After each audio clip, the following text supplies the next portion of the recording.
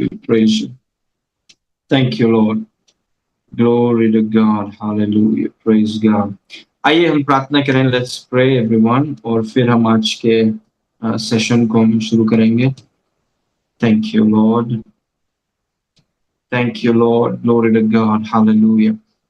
पिता परमेश्वर, हम आपको धन्यवाद करते हैं प्रभु, आपकी उपस्थिति के लिए धन्यवाद. आपके आपके आपकी बातों के खुलने से प्रकाश आता है. आज आप हम सभी को आपके वचन का प्रकाश दे रहे हैं. हमारे अंदर आपके प्रकाश को आप बढ़ा रहे हैं, इसलिए धन्यवाद. हर एक व्यक्ति से आज आप बातें कर रहे हैं, वचन को खोलकर आप हमें सिखा रहे हैं, इसलिए धन्यवाद. जीवन की आत्मा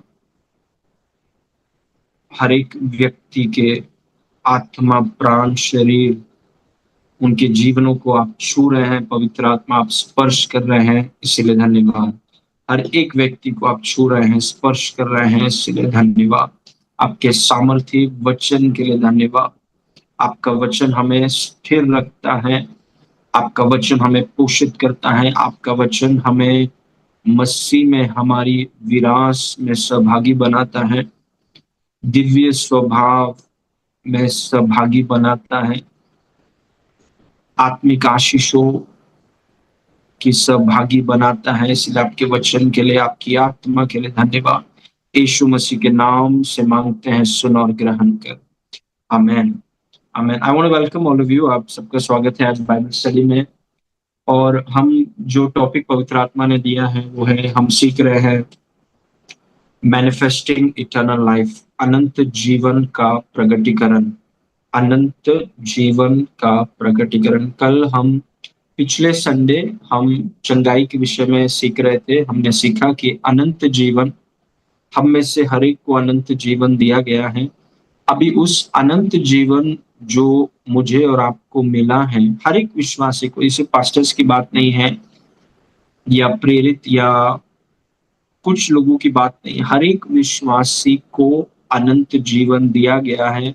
अभी जो आपको मिला है उसको आप प्रकट कैसे करें, उसको बाहर कैसे लेकर आए, ताकि जो आपको मिला है उसका आप फायदा उठा सके, उसको अनुभव कर सके, उसका आनंद ले सके. वो कैसे आप करेंगे? मिलना एक बात है, उसका आनंद उठाना दूसरा बात है.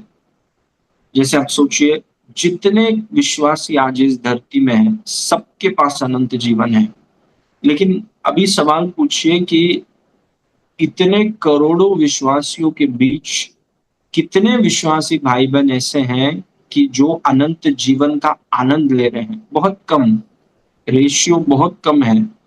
जो प्रतिशत है विश्वासी का जो अनंत जीवन का आनंद उठा रहे वो बहुत कम है. लेकिन मिला कितनों को है? सबको. और उसी विषय में आज हम सीखेंगे. इस वचन को देखिए जो हमने संडे भी देखा. पहला यूहन्ना 5:11 में लिखा है, और वह गवाही यह है कि परमेश्वर ने हमें अनंत जीवन दिया है. दे दिया है, देने वाला नहीं है, उसने दे दिया.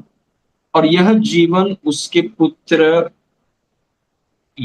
पुत्र यीशु में है. वर्स 12, जिसके पास पुत्र है, मतलब हमारे पास पुत्र है, उसके पास जीवन है, उसके पास अनंत जीवन है. जिसके पास परमेश्वर का पुत्र नहीं, उसके पास जीवन भी नहीं. वर्स 13, मैंने तुम्हें जो परमेश्वर के पुत्र के नाम पर विश्वास करते हो इसीलिए लिखा है कि तुम जानो कि अनंत जीवन तुम्हारा है.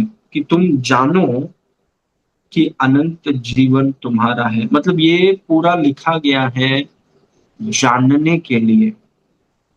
यीशु मसीह में जो मसीह जीवन में, अब देखिए, एक बहुत बड़ी एफिसियों की प्रार्थना भी जब आप करते हैं तो पूरी प्रार्थना प्रकाशन के बारे में है. हम कितना चीज मांगते हैं परमेश्वर से बिना ये जाने कि उसने हमें क्या दिया है पहले से. तो ये प्रेरित यूहन्ना लिख रहा है और वो बोल रहा है कि हम ये जाने कि अनंत जीवन हमें दिया गया है. हर एक विश्वासी ये जाने, क्योंकि अगर हम जानेंगे नहीं तो उसका आनंद नहीं ले पाएंगे. उसको उसको इस्तेमाल नहीं कर पाएंगे, उसका फायदा नहीं उठा पाएंगे। इसलिए हमें जानना है कि हमारे पास हमें हमें अनंत जीवन मिला है। जिस क्षण हमने यीशु मसीह पर विश्वास किया, उसी क्षण हमें अनंत जीवन दिया गया है। अभी अनंत जीवन जो मैंने कलीसिया में आपको सिखाया, अनंत जीवन का मतलब क्या है? उसे ज़ोए कहा जाता है। अनंत जीवन को, परमेश्वर के जीवन को ज़ोए कहा जाता है, और ज़ोए परमेश्वर का अपना जीवन है। ज़ोए जीवन की वही गुणवत्ता है जो परमेश्वर के पास है, जो जीवन परमेश्वर के अंदर है। सोचिए, जो जीवन, एक जीवन इंसानों में है, एक जीवन जानवरों में है, एक जीवन पौधों में है, एक जीवन पक्षियों में है, एक जीवन मच्छियों में है। ये जीवन जो है ये परमेश्वर में है।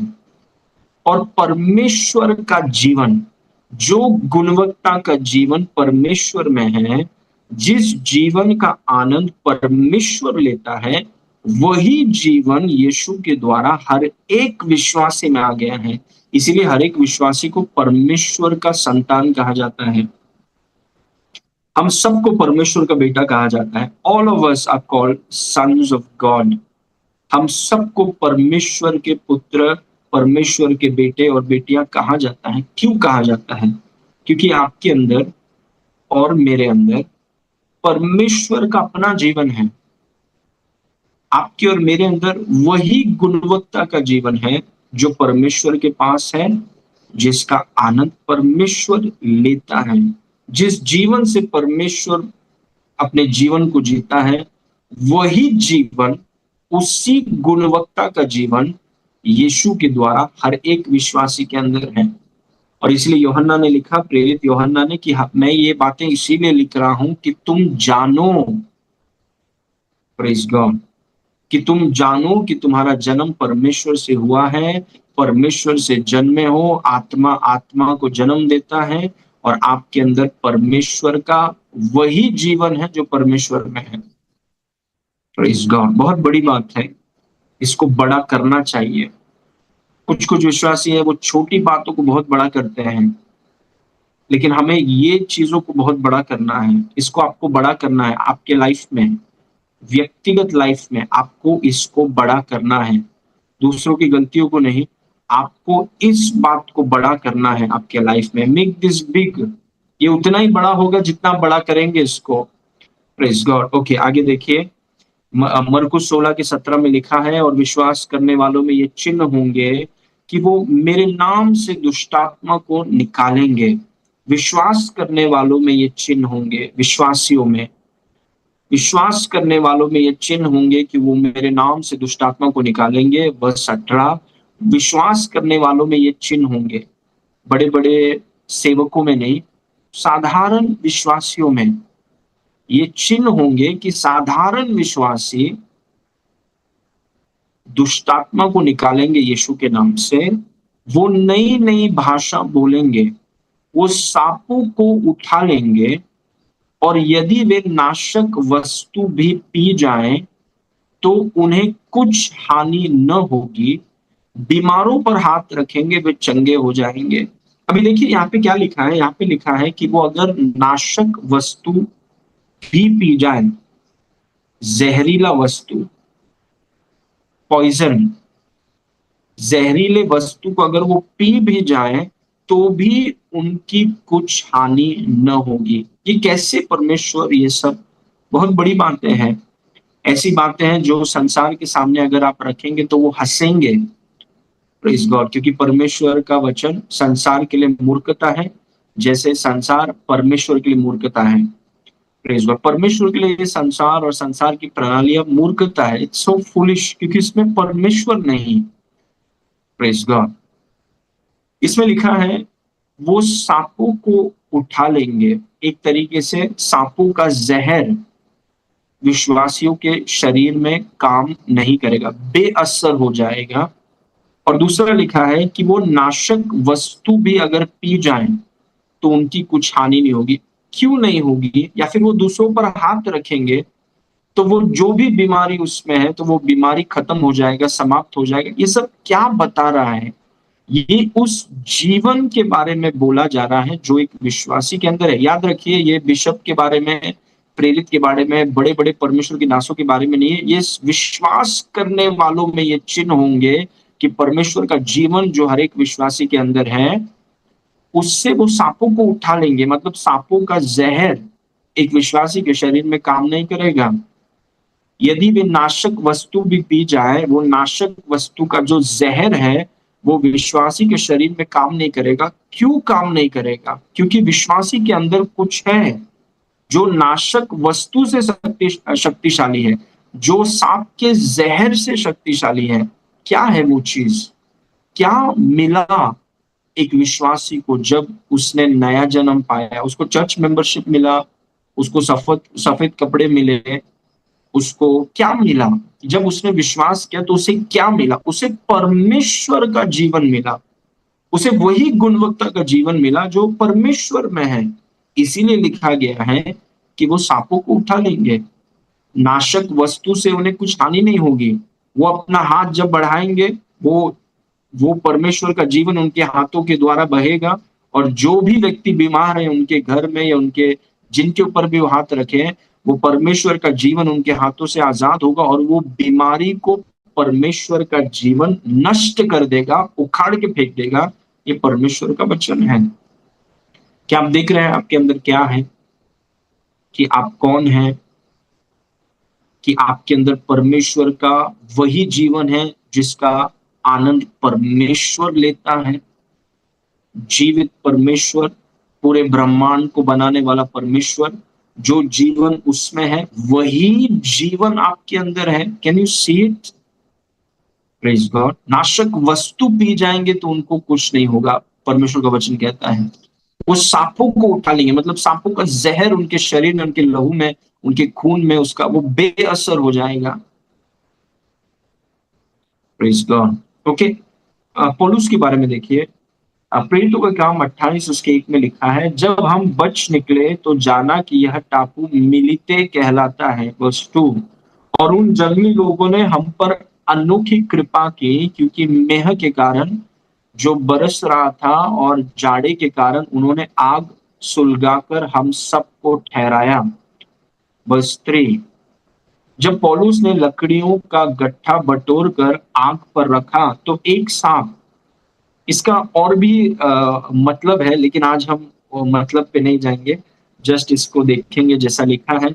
जब पौलुस ने लकड़ियों का गट्ठा बटोर कर आग पर रखा तो एक सांप, जहरीला सांप, तो एक सांप आंच पाकर निकला और उसके हाथ पर लिपट गया। मतलब अगर आप इसको दूसरे अनुवाद में पढ़े, वर्जन्स में पढ़े, तो एक सांप गर्माहट के कारण सांप निकला, गर्माहट के कारण सांप निकला और पौलुस के हाथ को ढस दिया। ठीक है, सिर्फ हाथ पर लिपट नहीं गया, उसके हाथ को उन्होंने, उस सांप ने ढस दिया, जहर को आजाद कर दिया, उसके लहू में, खून में जहर को आजाद कर दिया। वर्स 4, जब उन जंगलियों ने सांप को, जहरीला सांप, it's a viper, it's a poisonous snake, जब उन जंगलियों ने सांप को उसके हाथ में लटके हुए देखा तो आपस में कहा कि सचमुच ये मनुष्य हत्यारा है, क्योंकि यद्यपि समुद्र से बच गया तो भी न्याय ने जीवित रहने न दिया। एक सांप को वो न्याय का दर्जा दे रहे हैं। सांप को कितने सारे अंधविश्वास हैं और क्या क्या चलता है, और इस टापू मेलिते में भी वो एक सांप को न्याय का दर्जा दे रहे हैं। Praise God. यीशु मसीह ने कहा तुम सांपों और बिच्छुओं को रोन देंगे। Praise God. अभी आप देखिए यीशु मसीह सांप को कौन सा जगह देता है। ठीक है, ओके। जब उन जंगलियों ने सांप को उसके हाथ से लटकते हुए देखा, या सांप को उसके हाथ को ढसते हुए देखा, जहर को आजाद करते हुए देखा, तब आपस में कहा सचमुच यह मनुष्य हत्यारा है कि यद्यपि समुद्र से बच गया तो भी न्याय ने जीवित रहने इसको न दिया। बस 5, तब उसने, मतलब पौलुस ने, एक विश्वासी ने, विश्वासियों में ये चिन्ह होंगे कि वो मेरे नाम से दुष्टात्मा को निकालेंगे, नई नई भाषा बोलेंगे, वो सांपों को उठा लेंगे, वो नाशक वस्तु भी पी जाए तो उनको कुछ हानि नहीं होगी, वो बीमारों पर हाथ रखेंगे, वो चंगे हो जाएंगे। बड़ा आपको प्रेरित होने की जरूरत नहीं है। हर एक विश्वासी में परमेश्वर का जीवन है, और जो विश्वासी सचेत है, जागरूक है कि उसके अंदर परमेश्वर का जीवन है, वो पांचों चीजों को वो कर सकता है। Praise God.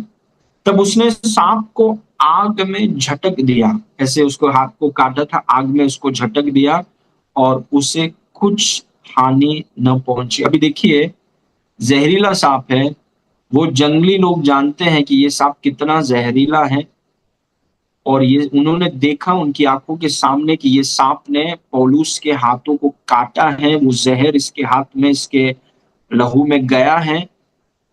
तब पौलुस ने सांप को आग में झटक दिया और उसे कुछ हानि न पहुंची। वर्स 6, परंतु वे बाट जोते थे कि वह सूझ जाएगा। उनको पता है ये सांप, उनको वो जंगली लोग हैं, इनको पता है ये सांप कितना जहरी। वो जस्ट रुके हुए थे, अभी समय की बात है, पौलुस अभी सूझ जाएगा, सूझ जाने के बाद मर जाएगा ये। परंतु वो बाट जोते थे कि वह सूझ जाएगा या एकाएक गिर के मर जाएगा। परंतु जब वे बहुत देर तक देखते रहे और देखा कि उसका कुछ भी नहीं बिगड़ा। Praise God. इंग्लिश में कैसा है? They saw no harm come to him, they saw it.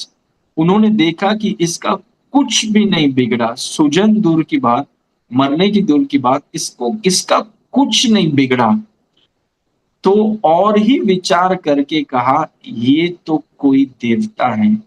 देखिए क्या है एक विश्वासी के अंदर, बी कॉन्शियस। अगर आप बीमार हैं, कुछ चीजों में फंसे हुए हैं, आप देखिए आपके पास क्या है। What do you have? आपके पास क्या है? वही पौलुस ने एफिसियों की प्रार्थना में किया कि प्रभु हमारे आत्मा की आंखों को आप खोलिए कि हम जाने कि हमारे पास है क्या। वो पौलुस एक ऐसा व्यक्ति है जिसको पता है कि उसके पास क्या है। Praise God. और वो पौलुस, परमेश्वर का जीवन इस व्यक्ति में ऐसा काम कर रहा है कि ये एक सांप के जहर को, मतलब सोचिए एक सांप का जहर और परमेश्वर का जीवन आपस आमना सामना हो रहा है। परमेश्वर का जीवन और सांप का जहर आमना सामना हो रहा है, और परमेश्वर का जीवन सांप के जहर को बेअसर कर देता है। अटर ह्यूमिलिएशन। Praise God. एम्बैरेस जिसको बोलते हैं कि परमेश्वर ने मूर्खों को चुना है बुद्धिमानों को एम्बैरेस करने के लिए। Praise God.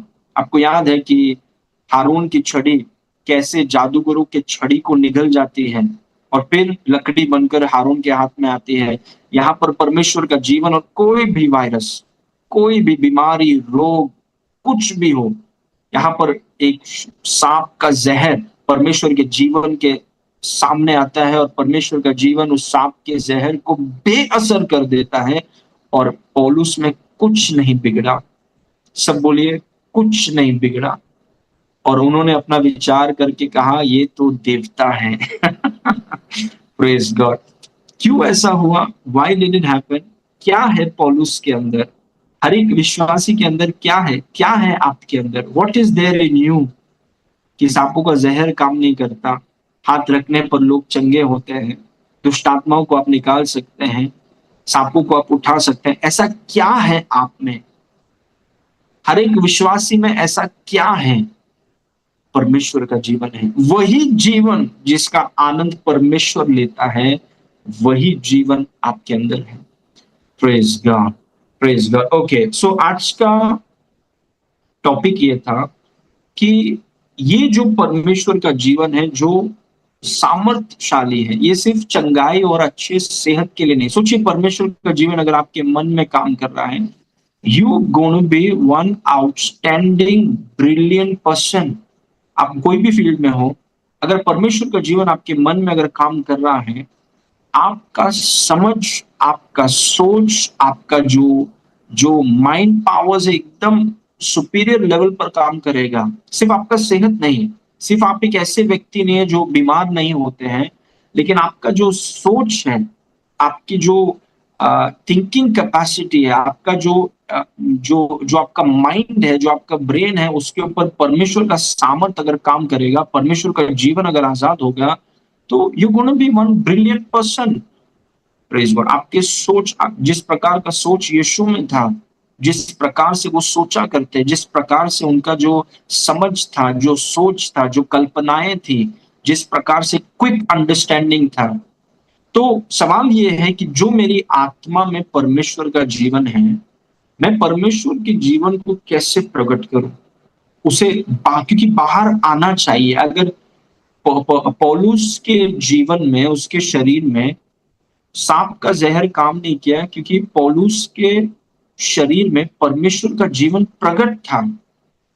परमेश्वर का जीवन उसकी आत्मा में कैद नहीं था, जैसे बहुत विश्वासियों की आत्मा में है, लेकिन परमेश्वर का जीवन आजाद था, प्रकट था। तो हमारा सवाल यह है कि हर एक विश्वासी परमेश्वर के जीवन को कैसे प्रकट करें, क्या तरीका है? और आज मैं आपको एक तरीका देना चाहता हूं जो पवित्र आत्मा ने मुझसे कहा। ये तरीके, बहुत सारे तरीके हैं, there are so many ways, steps हैं एक एक कैसे आप इसे प्रकट कर सकते हैं, लेकिन हमारे पास उतना टाइम नहीं है। तो मैं आपको बताऊंगा एक तरीका आज, कि परमेश्वर का जीवन जो आपकी आत्मा में है, अगर आप उसे आजाद कर रहे हैं, आप ना केवल ब्रिलियंट होंगे, आपके डिसीजंस ब्रिलियंट होंगे, आप बेहतर तरीके से देख पाएंगे, आप बेहतर तरीके से सोच पाएंगे, आपका सेहत बेहतर होगा। कोई भी वायरस हो, कुछ भी हो, पर वो आपका सामना नहीं कर रहा है, परमेश्वर के जीवन का सामना कर रहा है। परमेश्वर के जीवन का जो सामना करेगा, परमेश्वर का जीवन सांप के जहर को बेअसर कर देता है, ह्यूमिलिएट करता है, एम्बैरेस करता है। Praise God. जैसे हारून की छड़ी ने मिस्र देश के जादूगरों के छड़ी को सांप को एम्बैरेस किया, वैसे परमेश्वर का जीवन सारे बीमारी और रोग को एम्बैरेस कर देगा। लेकिन सवाल यह है कि परमेश्वर के जीवन को हम प्रकट कैसे करें, उसको बाहर कैसे लाएं? आज एक कुंजी है, इसको देखिए, 2 कोरिन्थी 4:10 में लिखा है, हम यीशु की मृत्यु को अपनी देह में हर समय लिए फिरते हैं, कि यीशु का जीवन भी हमारे देह पर प्रकट हो।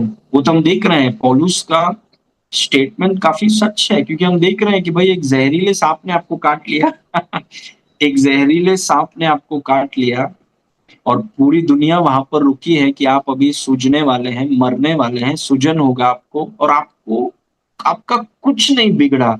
तो जाहिर सी बात है कि आपके शरीर में परमेश्वर का जीवन काम कर रहा है।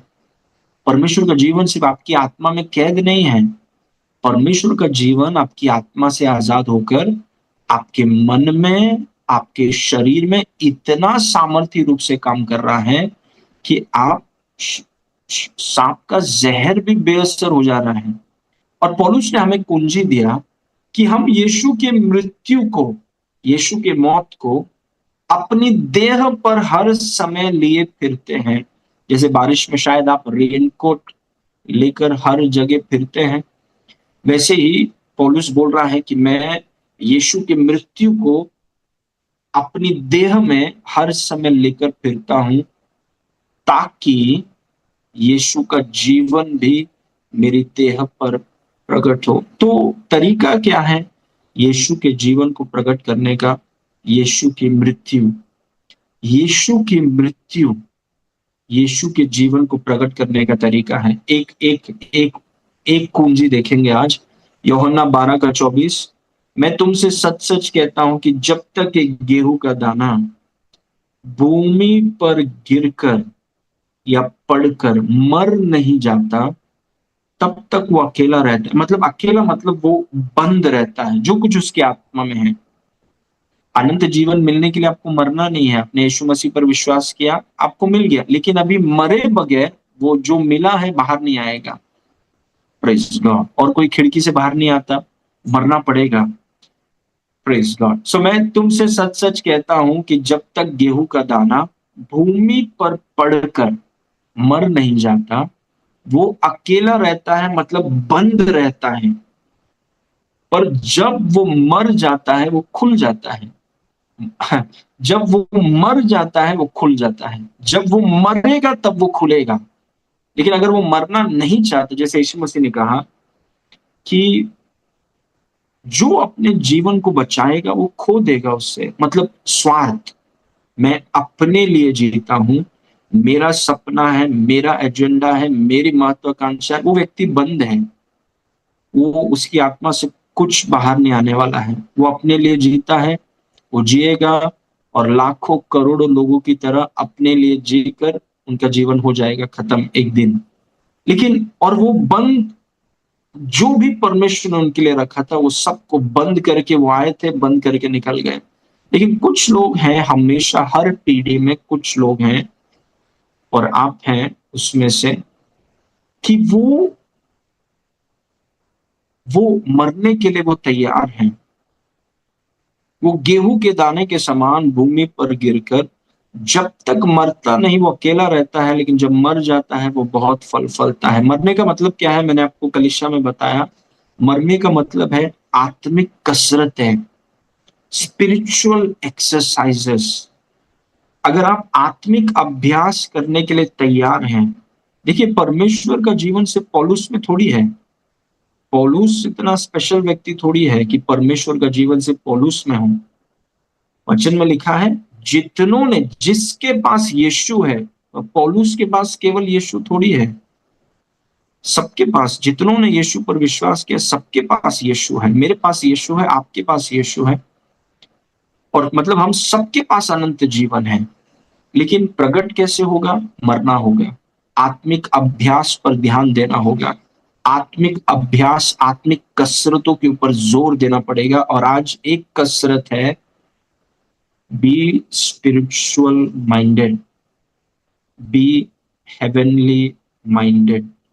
एक कसरत है जिसको, ये कसरत ऐसा है कि आप ये कसरत करेंगे मतलब आप संसार और शरीर के लिए आपको मरना पड़ेगा। Praise God. परमेश्वर का हर एक कसरत आपको संसार के लिए मार देगा। You will be dead to the world, मतलब आपको संसार से अलग होना ही पड़ेगा। थोड़ा संसार, थोड़ा ये, थोड़ा ये, थोड़ा वो, थोड़ा, ऐसा नहीं चलेगा। आपको एक चीज छोड़ना पड़ेगा, उसे ही मौत कहा जाता है, कि एक चीज छोड़ना पड़ेगा, मतलब सांसारिक तरीके, सांसारिक सोच, सांसारिक प्रणालियां, सांसारिक मूल्य, सांसारिक सजेशंस, ये सबसे हटकर, क्योंकि ये आजाद होने पर है। ये जो बहुमूल्य चीज आपके अंदर है, उसको अगर आजाद होना है तो मरना होगा। और मरने का एक मतलब है कि अपने मन को आत्मिक करना, मतलब शारीरिक से आत्मिक, आत्मिक मन वाला बने। मतलब धरती से, धरती के मन वालों से हटकर स्वर्गीय मन वाला, आत्मिक मन और स्वर्गीय मन। तो जब एक विश्वासी ये तय करता है कि मैं अपने मन को, एक निर्णय करता है, वो डिसीजन, एक गुणवत्ता का निर्णय, क्वालिटी डिसीजन, कि मैं अपने मन को आत्मिक करने वाला हूं। नहीं तो फिर आप सोचिए, एक विश्वासी जिसके अंदर परमेश्वर का जीवन है, सांपों के जहर को बेअसर करने वाला जीवन। लेकिन ये सोचिए, ये विश्वासी धरती में 100 साल जीता है, और 100 साल में एक दिन भी ये जीवन उसकी आत्मा से आजाद नहीं होता। What a pathetic life! क्या जीवन है! पूरा 100 साल फिर किया क्या? क्या दुनिया की प्रणालियों में व्यस्त थे, दुनिया के तरीकों में व्यस्त थे, दुनिया की महत्वाकांक्षाओं में व्यस्त थे? ये 100 साल किया क्या ये विश्वासी ने, कि 100 साल का एक भी दिन इसकी आत्मा से परमेश्वर का जीवन आजाद नहीं हुआ? ये 100 साल इसने टाइम पास किया? क्या किया क्या इसने? ये मरने के लिए रेडी नहीं है। ये इसने अपने मन को आत्मिक नहीं किया, इसने अपने मन को स्वर्गीय नहीं बनाया। और क्योंकि उसने ऐसा नहीं किया, ये जो खजाना इस व्यक्ति की आत्मा में था ये कभी बाहर नहीं आया, क्योंकि ये मरना नहीं चाहता था। वो अपने स्वार्थ में, मुझे ये पसंद है, मुझे ये चाहिए, मेरा सुख विलास, मेरी महत्वाकांक्षा, मेरा सपना, मेरा ये, मेरा वो करके करके अकेला रह गया है, बंद रह गया है ये विश्वास से। इसकी आत्मा से कुछ निकल नहीं पाया। Praise God. तो मरने का मतलब है आजाद करो थोड़ा, जो भी परमेश्वर ने आत्मा में डाला है, अपने मन को आत्मिक बनाना, माइंड, एक कसरत है, एक कसरत। किसी ने कहा कि अपने रीढ़ की हड्डी को मजबूत करो, रीढ़ की हड्डी को मजबूत करो, गुड थिंग। किसी ने कहा अपने शोल्डर को मजबूत करो, किसी ने कहा अपने मन को मजबूत करो। सारा न्यूज़ पढ़ के रखो, इधर क्या हो रहा है, इधर क्या हो रहा है, ये क्या हो रहा है, पीछे क्या हो रहा है, आगे क्या हो रहा है, इधर क्या हो रहा है, ये सब मन को मजबूत करो। और कुछ लोग मन को मजबूत करते हैं, कुछ लोग अलग-अलग सजेशंस हैं दुनिया में। लेकिन जहाँ तक आत्मिक क्षेत्र की बात है, अगर आप चाहते हैं कि परमेश्वर का जीवन आपकी आत्मा में आत्मा से आज़ाद हो, तो हमें अपने मन को डिसिप्लिन, अनुशासन और बलिदान और समय दे करके, बाकी चीज़ों से हट करके अपने मन को आत्मिक बनाना पड़ेगा। जब आपका उद्धार हुआ, आपका मन आत्मिक नहीं है, आपका मन शारीरिक है। जब आपका उद्धार हुआ, आपका मन स्वर्गीय नहीं है, आपका मन धरती का है। हमें इसे बदलना है, वी हैव टू चेंज। हमें अपने मन को आत्मिक बनाना है और ये डिसिप्लिन के बगैर होगा नहीं। हमें अपने मन को स्वर्गीय बनाना है क्योंकि परमेश्वर का जीवन इसी पर प्रकट होता है। उदाहरण देखिए, कोलोसियों 3 का 1 और 2। सो जब तुम मसीह के साथ जिलाए गए, जो सच है, सो जब तुम मसीह के साथ जिलाए गए तो स्वर्गीय वस्तुओं की खोज में रहो। देखिए इंग्लिश में लिखा है seek those things which are above. So जब तुम मसीह के साथ जिलाए गए तो स्वर्गीय वस्तु की खोज में रहो, मतलब स्वर्ग से जियो। स्वर्ग का नजर, स्वर्ग के तरीके से, स्वर्ग के सिद्धांतों के द्वारा। तो स्वर्गीय वस्तु की खोज में रहो जहां मसीह वर्तमान या विराजमान है और परमेश्वर की दाहिनी ओर बैठा है। देखिए क्या लिखा है, स्वर्गीय वस्तुओं की खोज में रहो। और वचन नंबर 2 में, पृथ्वी पर की नहीं परंतु स्वर्गीय वस्तु पर ध्यान लगाओ। Set your affection on things above, not on things of the earth. क्योंकि things of the earth should follow you, you should never follow things of the earth. It's not for kings to follow the things of the earth. पृथ्वी पर की नहीं पर स्वर्ग की वस्तु पर ध्यान लगाओ। पृथ्वी की वस्तु पर क्यों ना ध्यान लगाओ, क्योंकि पृथ्वी की वस्तुएं हमारे पीछे आती हैं। हम राजाओं का जीवन ये नहीं है कि हम पृथ्वी की वस्तुओं पर मन लगाए और उसके पीछे भागे, क्योंकि वो गुलामों का जीवन है। That's how slaves live. वो बोल रहा है पृथ्वी पर की नहीं पर स्वर्गीय वस्तु पर ध्यान लगाओ। मतलब मन की बातें हैं, स्वर्गीय वस्तुओं की खोज में रहो, स्वर्गीय वस्तुओं पर मन लगाओ। स्वर्गीय मतलब वो बता रहा है हमें कि कैसे वो चीजें आजाद होंगी। कुछ तरीका है, कुछ सिद्धांत है, कुछ कुंजियां हैं। और एक कुंजी है कि स्वर्ग की वस्तुओं को खोज करो, स्वर्ग की वस्तुओं पर ध्यान लगाओ और ये जीवन आजाद होगा। ऑफकोर्स वचन के द्वारा। परमेश्वर के राज का सिद्धांत क्या है, परमेश्वर के राज के, परमेश्वर का एजेंडा क्या है, परमेश्वर क्या चाहता है, परमेश्वर के सिद्धांत क्या है, परमेश्वर के तरीके क्या है, वो बोल रहा है। वो ये नहीं बोल रहा है कि स्वर्ग की तरफ देखते रहो और सपने देखते रहो। वो बोल रहा है कि स्वर्ग राज का तरीका क्या है, उसके सिद्धांत क्या है, परमेश्वर का एजेंडा क्या है, परमेश्वर का तरीका क्या है। Praise God. सो पृथ्वी पर की नहीं, मतलब पृथ्वी के तरीके जहां पर परमेश्वर का कोई आदर नहीं, पृथ्वी का तरीका जिसमें स्वयं खुद केंद्र में है, लोग अपने बारे में सोचते हैं, शरीर की अभिलाषा, कैसे मैं अपने शरीर को खुश करूं, कैसे मैं अपनी आंखों को खुश करूं और कैसे मैं घमंड करते रहूं, कंपटीशन में रहूं और सबसे बड़ा अपने आप को दिखाऊं। वही पृथ्वी में ये सब चलते रहता है, कंपटीशन चलते रहता है, कंपैरिजन चलते रहता है और उसी दौड़ में दुनिया रहती है। वो बोल रहा है पृथ्वी पर की नहीं पर स्वर्गीय वस्तु पर ध्यान लगाओ। एक और उदाहरण देखिए, मत्ती 16 के 21। उस समय से यीशु अपने चेलों को बताने लगा कि मुझे अवश्य है कि यरूशलेम को जाऊं और पुरनियों और महायाजकों और शास्त्रियों के हाथ से बहुत दुख उठाऊं और मार डाला जाऊं और तीसरे दिन जी उठूं। वर्स 22। इस पर पतरस उसे अलग ले जाकर छिड़कने लगा कि हे प्रभु, परमेश्वर न करे तुम पर ऐसा कभी हो। वर्स 23। इस पर फिर कर पतरस से यीशु ने कहा, देखिए यीशु मसीह पतरस को क्या बोल रहा है। यीशु ने फिर कर पतरस से कहा, हे शैतान, मेरे सामने से दूर हो, तू मेरे लिए ठोकर का कारण है, क्योंकि तू परमेश्वर, इसको ध्यान से देखिए, क्योंकि तू परमेश्वर की नहीं परंतु मनुष्य की बातों पर मन लगाता है। क्या रहस्य यीशु मसीह ने हमें बताया है। This is outstanding. अभी देखिए पतरस इतना प्रेम में डूब गया, वो बोल रहा है, प्रभु आप कभी नहीं मरेंगे, प्रभु आप कभी नहीं मरेंगे। और प्रभु ने सीधा बोल दिया कि हे शैतान Praise God। क्योंकि परमेश्वर की योजना से अलग करने का कोशिश किया जा रहा है। पतरस क्या बोल रहा है, खुद के बारे में सोचो, परमेश्वर की योजना को साइड में रखो, खुद के बारे में सोचो कि आप क्यों मरेंगे। आप खुद के बारे में सोचो, अपने आप को बचाओ। थियरी है मैस्लो का, सेल्फ प्रिजर्वेशन सबसे ऊपर है। खुद के बारे में सोचो, थिंक अबाउट योर सेल्फ।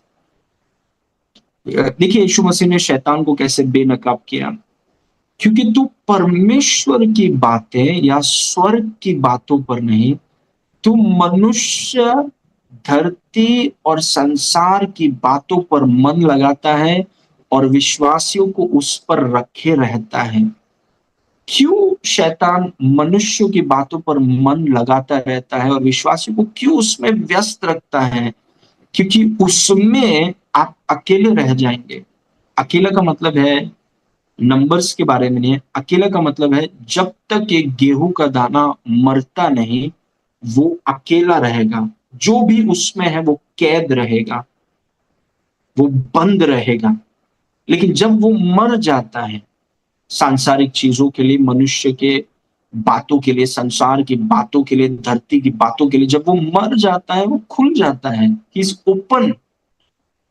और शैतान का यही टारगेट है, एक बहुत बड़ा टारगेट है कि विश्वासियों को मनुष्य की बातों पर व्यस्त करो, इनको इसी में घुमाते रहो, इसी में पकड़े रहो, इसी में घुमाते रहो, प्रेज गॉड, और इसी में सर्कल कराते रहो, मनुष्य की बातों में, संसार की बातों में, इसी में घुमाते रहो, इनका लाइफ इसी में होना चाहिए।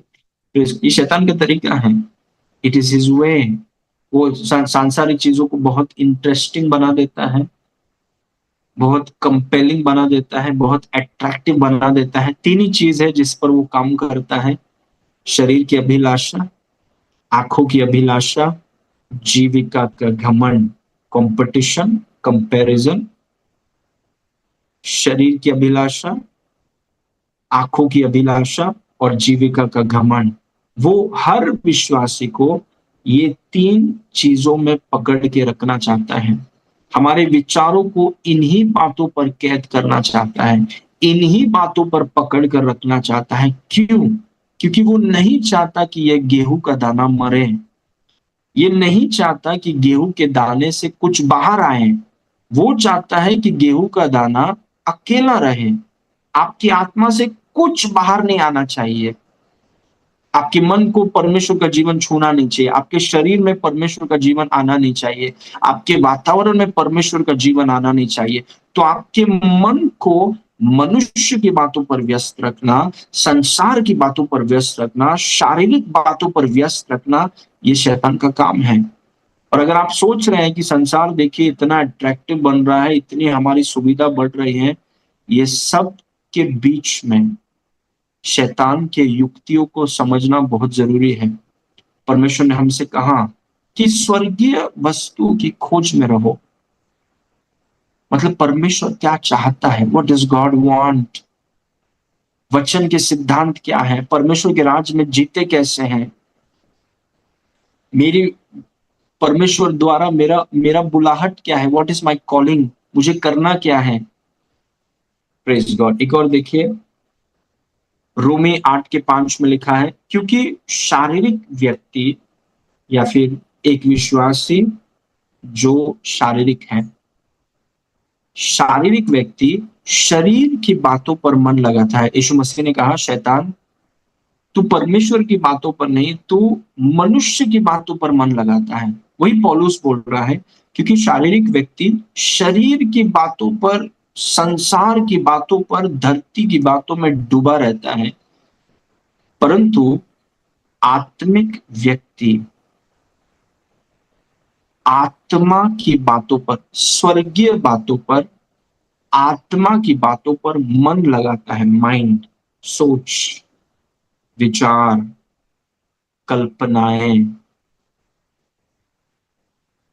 आत्मा की बातों पर मन लगाता है। नेक्स्ट वर्स, शरीर पर मन लगाना तो मृत्यु है, इट्स डेथ। सोचिए, जब तक गेहूं का दाना गिरकर मरता नहीं, अकेला रह जाता, बंद रह जाता है। परमेश्वर का जीवन है उसके अंदर, उसकी सेहत को ऐसा ठीक कर सकता है, उसके मन को ब्रिलियंट कर सकता है, उसके सोच को अंधकार के सोच से हटाकर प्रकाश के सोच को दे सकता है। लेकिन वो मरने के लिए तैयार नहीं, सांसारिक बातों से, सांसारिक प्रणालियों से निकलना नहीं चाहता ब्रदर। तो शरीर पर मन लगाना तो मृत्यु है, परंतु आत्मा पर मन लगाना क्या है? जीवन, परमेश्वर का जीवन, परमेश्वर की शांति। आप देख रहे हैं जीवन कैसे आजाद होता है। जीवन आजाद होता है जब आप अपने मन के साथ क्या करते हैं। 24 घंटे हैं आपके पास आज के दिन में, और ये इस 24 घंटे में आपने अपने मन को क्या सोचने के लिए दिया, वो तय करेगा कि आप अकेले रहेंगे कि आप फलवंत होने वाले हैं। Praise God. आपको अकेले रहना है कि आपको फलवंत होना है? आप जो आपकी आत्मा में डाला गया उसको वैसे ही रखना है कि आजाद करना है? आप अपने मन को कहां पर लगाते हैं ये तय करेगा कि आपके साथ क्या होने वाला है। Praise God. परमेश्वर का जीवन सांपों के जहरों से ज्यादा शक्तिशाली है। तो शरीर पर मन लगाना, संसार पर मन लगाना, धरती पर मन लगाना तो मृत्यु है, परंतु आत्मा पर मन लगाना, स्वर्ग पर मन लगाना, परमेश्वर की बातों पर मन लगाना जीवन है, परमेश्वर का जीवन, और परमेश्वर की शांति आजाद होती है। Praise God. शैतान का लक्ष्य है कि हमें मनुष्य की बातों पर उलझा कर रखें। Praise God. उस प्रकार के दोस्तों को ही रखें हमारे आजू बाजू में जो सांसारिक बातें ही करते हैं, सांसारिक चीजों में डूबे रहते हैं। Praise God. और ऐसा करने से क्या होता है? अकेला रह जाता है एक विश्वासी, अकेला रह जाता है। हजारों लोग हैं उसके आजू बाजू में, हजारों लोगों के साथ दोस्त है वो, लेकिन उसकी आत्मा में जो डाला गया है वो कभी बाहर नहीं आता, क्योंकि भाई मरने के लिए तैयार नहीं। Praise God. ओके, आत्मिक मन या स्वर्गीय मन होने का मतलब क्या है? सबसे पहले it means Christ centred life, मसीह केंद्रित जीवन, पैसा केंद्रित जीवन नहीं। पैसा केंद्रित जीवन का मतलब है जो भी करें पैसा बीच में है, पैसा होना चाहिए। कुछ भी करें पैसा, वो सिर्फ पैसा सोचते हैं, ओनली मनी। वो कुछ भी करे उनको सिर्फ पैसा दिखता है, कुछ भी करे, कुछ भी करे। Praise God. मसीह केंद्रित जीवन है कि आपने एक गुणवत्ता का निर्णय किया है कि आप यीशु के लिए जी रहे हैं। आपका हर एक निर्णय, आप जो भी कर रहे हैं, आपका हर एक निर्णय आत्मिक मन वाला या स्वर्गीय मन वाला का मतलब है कि यीशु बीच में है। हम उसको साइड में नहीं करते हैं, या पब्लिसिटी के लिए नहीं जी रहे हैं, या सुख विलास, बहुतों के लिए सुख विलास उनके केंद्र में, सुख विलास के लिए जी रहे हो, कन्वीनियंस के लिए जी रहे हैं, कंफर्ट के लिए जी रहे हैं, या पैसों के लिए जी रहे हैं, या लोग प्रसिद्धि के लिए जी रहे हैं, फेमस होना चाहते हैं बस। लेकिन परमेश्वर का जीवन, आत्मिक मन या स्वर्गीय मन का मतलब है मसीह केंद्रित जीवन। जो परमेश्वर चाहता है, जो परमेश्वर चाहता है, जो यीशु चाहता है, उसकी महिमा के लिए, उसकी योजना, वो आपका केंद्र है। अभी आप आपके लिए नहीं जी रहे। पौलुस ने कहा मैं मसीह के साथ क्रूस में चढ़ाया गया, अब मैं जीवित न रहा। तो सबसे पहला है कि अपने आप को बीच में से हटाइए, इसीलिए मूवी पूरा फ्लॉप हो जाएगा। अगर जब तक आप हीरो हैं, जब तक आप हीरोइन हैं, आपका पूरा मूवी डूबने वाला है। इसीलिए अगर मूवी हिट होना है, लाइफ हिट होना है, सफल होना है, अपने आप को निकालिए सेंटर स्टेज से, और मसीह को वहां पर लेकर आइए। यीशु मसीह केंद्र में रहे। ये नहीं कि 50 लोग क्या कर रहे हैं, ये क्या कर रहे हैं सोशल मीडिया में, वो क्या बोल रहा है, वो उनको जो करना है करें। आप यीशु मसीह को बीच में लेकर के आइए, उसको केंद्र में रखिए। हर एक निर्णय आपका, हर एक कदम आपका उसके लिए, क्योंकि वो आपके केंद्र में है। ओके, नंबर 2, वचन द्वारा संचालित और आत्मा द्वारा अगुवाही। मतलब आपका जीवन संचालित है वचन, वचन सत्य है, द वर्ड इज ट्रूथ, वचन सत्य है। और आप वचन के अनुसार आप जीते हैं, क्योंकि आपने परमेश्वर के वचन को अपना सत्य बनाया है। That is the truth of your life. परमेश्वर का वचन सत्य है। कोई कुछ भी बोले, परमेश्वर का वचन ये कहता है। परमेश्वर को मैंने अक्सर, देखिए, काफी सालों से मैं सेवकाई कर रहा हूँ, काफी लोगों से मैं मिलता हूँ, बातें करता हूँ, और मैंने ये देखा है कि जितने लोग परमेश्वर के वचन को बढ़ावा देते हैं, उनका जीवन, इट्स अ डिफरेंट लाइफ। लेकिन जो लोग परमेश्वर के वचन को बढ़ावा नहीं देते, दे स्ट्रगल अ लॉट। बहुत संघर्ष करते हैं वो, क्योंकि उनका जीवन वचन से संचालित नहीं है। वचन कुछ बोलता है, फिर भी वो 15 लोगों से पूछेंगे कि क्या करना चाहिए। अरे जब वचन में लिखा है क्या करना चाहिए, फिर आप क्यों पूछ रहे हैं किसी से? वचन द्वारा संचालित, they are governed by the word. परमेश्वर का वचन उनको गवर्न करता है, उनके मूवमेंट्स को। परमेश्वर का वचन उनके जीवन का संदर्भ है, उसके बाहर नहीं जाते वो। और वो आत्मा की अगुवाई में चलते हैं, पवित्र आत्मा की अगुवाई में। They are led by the spirit. वो आंखों के द्वारा और बाहरी चीजों से नहीं, वो परमेश्वर की आत्मा की अगुवाई, इसको बोलते हैं स्वर्गीय मन। वो ये नहीं करते क्योंकि 50 लोग कर रहे हैं, वो आत्मा की अगुवाई में चलते हैं। They are led by the spirit. तीसरा देखिए, kingdom centred pursuits and godly ambitions. वो परमेश्वर के राज्य का की खोज करते हैं और ईश्वरीय महत्वाकांक्षाएं। आत्मिक मन, मतलब मेरा सपना, जैसे मेरा सपना यूएस जाना था, और यूएस में मेरा बहुत लगाव था। यूएस जाना, इन्वेस्टमेंट बैंकिंग करना, यूएसए में जाके सेटल होना। तो मेरी, और उसमें ना तो मैं परमेश्वर के बारे में सोच रहा हूँ, ना मेरे दर्शन के बारे में। मैं सिर्फ पैसों के बारे में सोच रहा था कि मुझे यूएस जाना है, simply for money. Praise God. अभी फिर परमेश्वर ने कहा, परमेश्वर का जब स्पर्श हुआ मेरे लाइफ में, आत्मिक चीजें जब गंभीर हुई, तभी मेरा एक ही दर्शन है, एक ही एजेंडा है, और वो है कि परमेश्वर के एजेंडा को पूरा करना। प्रेज हो। मेरे खुद के सपने, खुद के एजेंडा, खुद का दर्शन सब उठा के साइड में फेंक दिया, कचड़े के डब्बे में डाल दिया। अभी है कि जो परमेश्वर चाहता है, जो परमेश्वर की योजनाएं हैं, जो परमेश्वर का सपना है मेरे लिए, जो परमेश्वर की महत्वाकांक्षा है, जो परमेश्वर चाहता है, उसमें अपने आप को कैद करना और उसके विपरीत कुछ नहीं करना। Praise God. क्योंकि मैंने आपको अक्सर कहा है कि हमारे पास टाइम ही नहीं है बाकी सब चीजों को करने के लिए।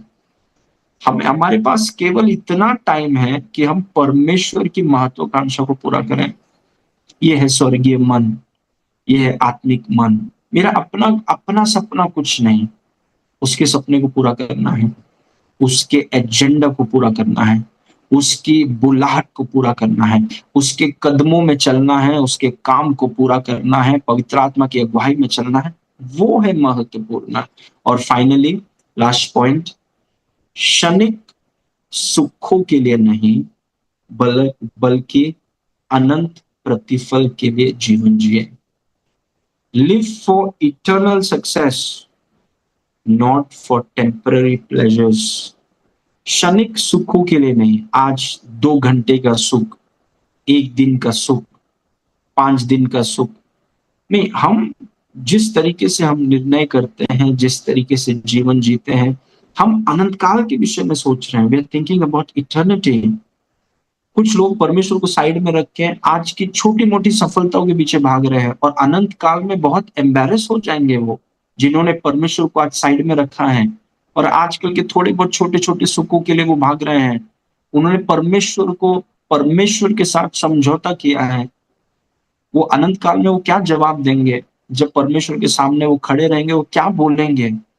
कि क्षणिक सुखों के लिए उन्होंने अनंत काल की चीज़ों को छोड़ दिया, जैसे ईसौ की तरह उसके भूख के कारण, उसके क्षण भर के भूख के कारण उसने अपने जन्म सिद्ध अधिकार को बेच दिया। शारीरिक अभिलाषाओं के लिए, क्षणिक सुखों के लिए उसने अनंत काल की चीज़ों को बेच दिया। एक आत्मिक मन वाला मतलब क्या है? एक स्वर्गीय मन वाला मतलब क्या है? वो एक ऐसा व्यक्ति है जो क्षण भर के लिए नहीं जीता। उसका ध्यान सिर्फ आज और अभी नहीं है कि मेरे को ये अभी चाहिए। आ, वो शारीरिक मन है। आत्मिक मन वाला, स्वर्गीय मन वाला, क्षणिक सुखों के लिए नहीं, वो अनंत प्रति वो आगे का सोच रहा है। वो बड़ा तस्वीर देख रहा है, छोटा-छोटा तस्वीर नहीं, वो वो आज का तस्वीर नहीं देख रहा, वो उस बड़े तस्वीर को देख रहा है जो परमेश्वर ने उसके लिए रखा है। प्रेज़ गॉड, वो अनंत प्रतिफल के लिए जीता है, आज के लिए नहीं। Praise God. ओके, आइए हम प्रार्थना करें, let's pray. Thank you Lord. हम आप सब, मैं घोषणा कर रहा हूँ आपके ऊपर कि आप अनंत प्रतिफल के लिए आप जी रहे हैं, और वो बड़ा तस्वीर जो प्रभु ने आपके लिए रखा है, उस बड़े तस्वीर को आप पूरा कर रहे हैं, उस बड़े तस्वीर में आप आगे बढ़ रहे हैं। आमेन। पिता परमेश्वर, हम आपको धन्यवाद करते हैं कि आप महान हैं और आपकी करुणा सदा की है। आज के वचन के लिए धन्यवाद। जितने लोग आज जुड़े हैं सभी के लिए धन्यवाद। प्रभु, हम ज़मीन पर पड़कर हम मरते हैं। ये संसार के लिए, शरीर के लिए, पृथ्वी के लिए और स्वर्गीय चीज़ों के लिए जीवित हैं, आत्मिक चीज़ों के लिए जीवित हैं, और आपका जीवन सामर्थी रूप से हम में काम कर रहा है, हमारे द्वारा काम कर रहा है, और हम उसमें हैं और वो हम में हैं। और पवित्र आत्मा के लिए धन्यवाद। सारी महिमा आपको देते हैं प्रभु। आपकी चंगाई का सामर्थ लोगों के शरीरों में काम कर रहा है, इसलिए धन्यवाद। Thank you Lord. यीशु के नाम से मांगते हैं, सुन और ग्रहण कर। आमेन। आमेन। Praise God. Well, that's all for today everyone. प्रभु आपको आशीष करे। संडे हम मिलेंगे 10 बजे। Good night everyone.